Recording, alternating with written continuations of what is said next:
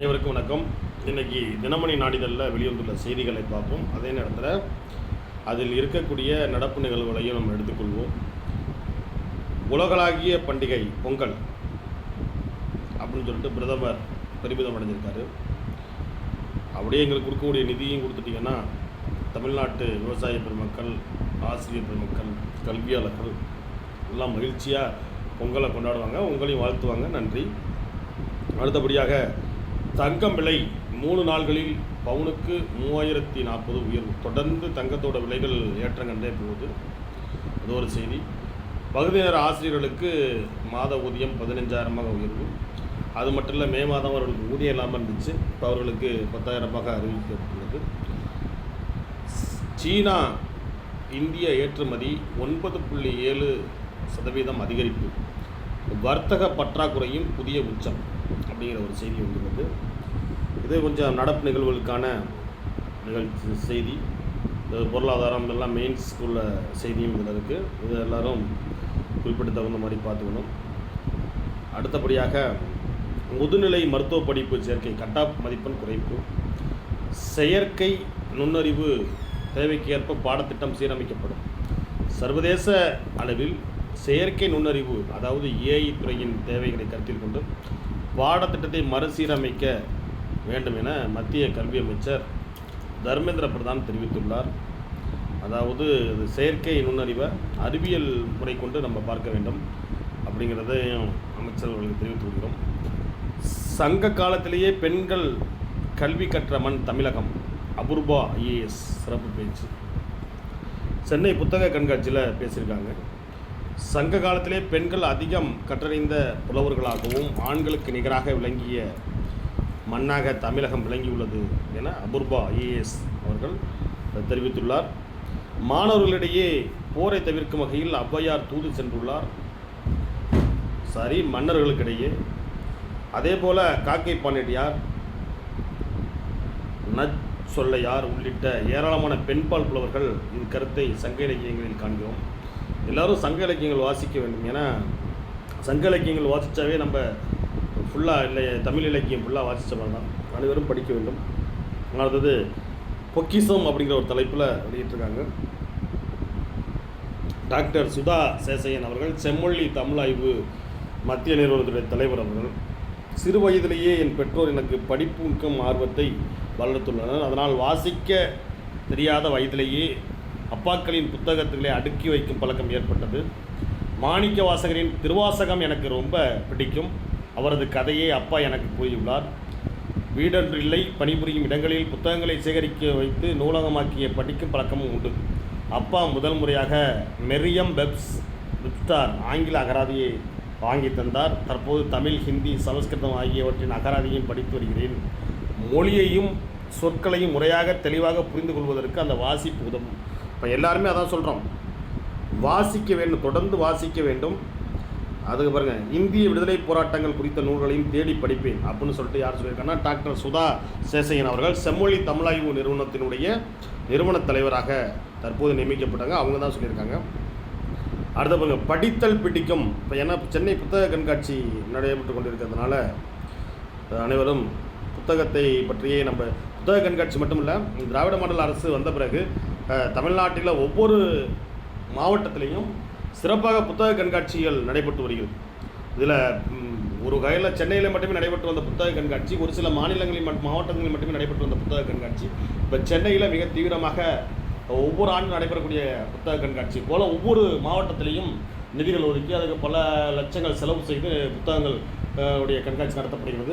அதாவது நீ படிக்க வேண்டும். திராவிட மாடல் முதல்வர் முத்துவேல் கருணாநிதி ஸ்டாலின் அவர்கள் என்ன நினைக்கிறார் என்று சொன்னால், எல்லோரும் வாசித்து அறிவு பெற வேண்டும். அதுதான் இதனுடைய புத்தக கண்காட்சி நோக்கம். அடுத்தபடி பார்த்திங்கன்னா 154 மெட்ரிக் டன் பயன்பாட்டில்லாத பொருட்கள் அகற்றம் மாநகராட்சி. அதாவது பாருங்கள், கழிவுகளை மேனேஜ்மெண்ட் பண்ணுறதுக்கு நம்மள்கிட்ட சரியான முறையான டெக்னாலஜி நம்ம உருவாக்கணும். ஏன்னா அதுலேருந்து தான் பல்வகையான தொற்று நோய்கள் ஏற்படுகிறது. நம்ம அதை எரித்து பூமியும் பால்படுத்துகிறோம். அதுபோல் இல்லாமல் நம்மளே கழிவுகளை பயன்படுத்தும் பொழுது மக்கும் குப்பை மக்காத குப்பைன்னு பயன்படுத்தணும். ஆனால் அது யாரும் செய்வதாக தெரியவில்லை. அது தொடர்ந்து செஞ்சால் நல்லாயிருக்கும். சென்னை சங்கமம் நம்ம ஊர் திருவிழா அப்படிங்கிறது நடந்திருக்கு. முதல்வர் அவர்கள் மிக உற்சாகமாக அந்த நிகழ்ச்சியை தொடங்கி வச்சுள்ளார். போகி சென்னையில் அதிகரித்த காற்று மாசு, அது நம்ம சொல்லியிருக்காங்க ஏற்கனவே. நமக்கு சுற்றுச்சூழல் அதாவது மாசு கட்டுப்பாட்டு வாரியம் அறிவுறுத்திருந்துச்சு, அதை கடைபிடிக்கணும். பொங்கல் பண்டிகை நோய் தடுப்பு விதிகளை கடைபிடிக்க அறிவுறுத்தல். அடுத்தது மாநகராட்சியில் பொங்கல் விழா. திருக்குறள் வாரம் ஜனவரி 18 மெரினாவில் இசை நிகழ்ச்சி. அதாவது முதல்வர் இந்த மாதம் ஃபுல்லாக திருக்குறள் மாதமாக கடைபிடிக்க வேண்டும் என்று ஏற்கனவே நமக்கு அறிவுறுத்தியிருந்தார். அதன் அடிப்படையில் திருக்குறள் வாரத்தை முன்னிட்டு திருக்குறள் மற்றும் பழந்தமிழ் இலக்கியங்களை மையமாக கொண்டு இசை நிகழ்ச்சிகள் சென்னை மெரினா கடற்கரையில் ஞாயிற்றுக்கிழமை ஜனவரி 18 மாலை நடைபெற உள்ளது என்ப மாநகராட்சி தெரிவித்துள்ளது. இதை அனைவரும் பயன்படுத்திக் கொள்ளுங்கள். சென்னை வாழ் மக்கள் உள்ளிட்ட அனைவரும் பயன்படுத்திக் கொள்ளுங்கள். சென்னை உலக சுற்றுலா பேருந்து இயக்கம் தொடக்கம். சென்னையில் உலக சுற்றுலா பேருந்து இயக்கம் தொடக்கம். அதாவது சுற்றுலா பேருந்து துவங்கியிருக்காங்க. அடுத்தது இதில் ஒன்றும் இப்போ இந்த வரையும் பார்த்ததில் ஒன்றும் கரண்ட் அஃபேர்ஸ் பெருசாக இல்லை. அடுத்தது சென்னை பன்னாட்டு புத்தக கண்காட்சி 2026 நாளை தொடக்கம். இது கொஞ்சம் லேட்டாக தான் தொடங்குவாங்க. இந்த வாட்டி நமக்கு தேர்தலாம் இருக்கிறதுனால கொஞ்சம் விரைவாக தொடங்குறாங்க. வெளிநாட்டு பதிப்பாளர்களுக்கு அரசு நிதியுதவி பண்ணுது. ஏன்னா ஒரு பெரிய இதான புத்தகங்கள் கொண்டாந்து இங்கேருந்து கொண்டு ஏற்றி இறக்கி கொண்டு போகிறதுலாம் ஒரு மிகப்பெரிய ப்ராசஸ். நம்ம புத்தகத்தை எழுதுறது மட்டும் இல்லை, அதை வாங்கி வாசிக்க வேண்டும். அனைவரும் புத்தகத்தை வாங்கணும். ஏன்னா அந்த எழுத்தாளர்கள் அந்த பதிப்பகத்தார்கள் எல்லாம் ஒரு புத்தகத்தை வெளிக்கொண்டு வர்றதுக்கு மிகுந்த சிரமங்களை எடுத்துக்கொண்டு தான் வருகிறது. அதெல்லாம் நமக்கு கருத்தில் கொண்டு பண்ண வேண்டும். பேதங்களுக்கு இடமில்லை, துணை குடியரசுத் தலைவர் பொங்கல் வாழ்த்து. அப்படியே இருந்தால் ரொம்ப நல்லா தான். தமிழ்நாட்டை பேதமாக பார்க்காமல் தமிழ்நாட்டு மக்களுக்கும் ஒன்றிய அரசு அப்படியே கொஞ்சம் நிதி ஒதுக்குனா சிறப்பாக இருக்கும். ஜனவரி 19 திமுக தேர்தல் அறிக்கை குழு கருத்து கேட்பு தொடக்கம்.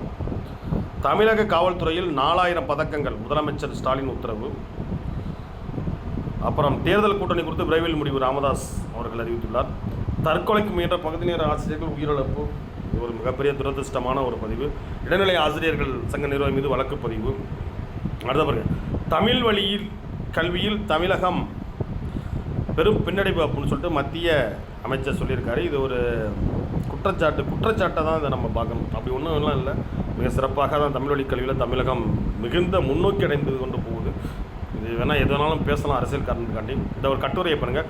வள்ளுவன் தன்னை உலகினுக்கே தந்து வான் புகழ் கொண்ட தமிழ்நாடு. அதாவது வள்ளுவரை பற்றி இது பண்ணியிருக்காங்க. மனிதநேய பண்பாட்டு பொங்கல். செயற்கை நுண்ணறிவு பாடத்திட்டம் சீரமைக்கப்படும் சொல்லியிருக்காப்புல போட்டிருக்காங்க. ராமதாஸ் பாமக கூட்டணி வாய்ப்பு தான் என்ன அப்படிங்கிற ஒரு செய்தி வந்துடுது. மேட்டூர் அணையின் நீர்மட்டம் 97.36 அடியாக உயர்ந்துள்ளது. மேட்டூர் அணையின் மொத்த நீர்மட்டம் எவ்வளோங்கிறத கமெண்ட் பாக்ஸ் பண்ணுங்கள். பழங்குடியின ஜாதி சான்றிதழ் கோரி வழக்கு பண்ணியிருக்காங்க. அந்த செய்தி வந்துள்ளது. அடுத்தது பார்த்திங்கன்னா, ஒவ்வொரு தொகுதியிலும் 4000 காங்கிரஸ் வாக்காளர்கள் நீக்க பாஜக திட்டம். இது அப்படின்னு சொல்லிட்டு ராஜஸ்தானில் காங்கிரஸ் தலைவர் குற்றம் சாட்டியிருக்காங்க. அடுத்து அமெரிக்க தூதர் செர்ஜியோ கோரின் நியமன கடிதத்தை ஏற்றார் குடியரசுத் தலைவர். இது ஒரு செய்தி வந்துருக்கு. அம்ருத் பாரத் விரைவில் பயணிகள் வசதியை மேம்படுத்தும், அது ஒரு செய்தி. மகாராஷ்டிரா உள்ளாட்சி தேர்தல் பிரச்சார விதிகள் மாற்றம். இலங்கையில் இந்திய வீரர்கள் செய்த தியாகம் மதிக்கப்பட வேண்டும், மத்திய அமைச்சர் ராஜ்நாத் சிங் பேசியிருக்காரு. சத்தீஸ்கரில் 29 நக்சல்கள் சரண், அது ஒரு செய்தி வந்திருக்கு. விளையாட்டுச் செய்திகளை பாருங்கள். பேட்ரிக் மிட்சல் வில் யங் நிதானம், நியூசிலாந்து வெற்றி. இந்தியா நியூசிலாந்துக்கு இடையே நடைபெற்ற போட்டியில் நேற்றைய ஆட்டத்தில் வென்றிருக்காங்க. 1-1ங்கிற தொடரில் சமநிலையில் இருக்காங்க. ஒரே பாரதம் உன்னத பாரதம், காசி தமிழ் சங்கத்தின் தமிழ் உணர்வு. அப்போ பிரதமர் பேசுவார். போராட்டக்காரர்களுக்கு விரைவில் மரண தண்டனை, ட்ரம்ப் எச்சரிக்கையை மீறி ஈரான் தீவிரம். தாய்லாந்தில் ஓடும் ரயிலில் விழுந்த ராட்சத கிரேன் அப்படின்னா பாருங்கள். ஐநா அமைப்புகளிலே விலகிய இஸ்ரோ. ஐநா அமைப்புகள் வந்து விலகிட்டாங்க. அவங்களுக்கு ஒரு அதிருப்தி ஏற்பட்டதுனால விலகியிருக்காங்க. நிதியாண்டு இறுதிக்குள் 7.5% வளர்ச்சி. அடுத்தது பார்த்திங்கன்னா, பொங்கல் கொண்டாட்டம். பிரதமர் மோடியுடன் பராசக்தி திரைப்பட குழுவினர் பங்கேற்பு அப்படின்னு போட்டிருக்காங்க. தலைமைச் செயலகத்தில் உற்சாக பொங்கல் கொண்டாட்டம். மதுரை அமனியாபுரத்தில் இன்று ஜல்லிக்கட்டு வந்துக்கிட்டு இருக்கு. பொங்கல் விழாவோட சிறப்பு இதெல்லாம் மகிழ்ச்சி. வீடியோ இதோட முடியுது. இதில் இன்னும் ஏதாவது மிருகட்டணும்னா ஒரு கமெண்ட் பண்ணுங்கள். நன்றி.